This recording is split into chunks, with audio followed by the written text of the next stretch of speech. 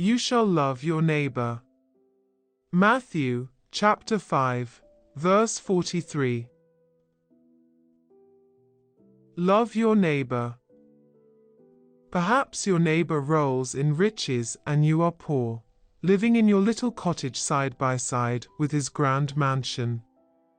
You see his estates, his fine linen, and his sumptuous banquets daily. God has given him these gifts. Do not covet his wealth or harbor ill thoughts concerning him. Be content with your own lot, and even if you cannot better your situation, do not look upon your neighbor and wish that he were like yourself. Instead, love him, and then you will not envy him. Perhaps, on the other hand, you are rich, and near you reside the poor. Do not scorn to call them neighbors, but recognize that you are obligated to love them. The world calls them your inferiors. In what way are they inferior? They are far more your equals than are your inferiors, for he has made from one blood every nation of men to dwell on all the face of the earth. Your coat may be better than theirs, but you are by no means better than they are.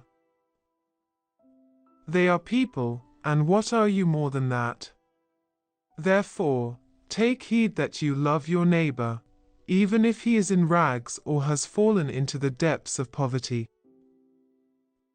But, perhaps, you say, I cannot love my neighbors, because no matter what I do, they respond with ingratitude and contempt.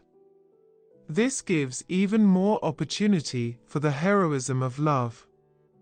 Would you be a featherbed warrior, instead of bearing the rough fight of love?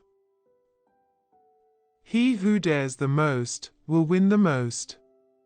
And if your path of love is rough, tread it boldly, still loving your neighbors, through thick and thin.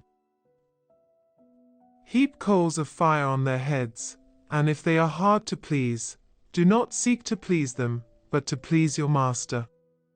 Remember, even if they reject your love, your master has not rejected it, and your deed is as acceptable to him as if it had been acceptable to them.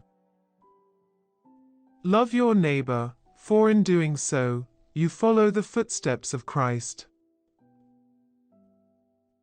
Amen.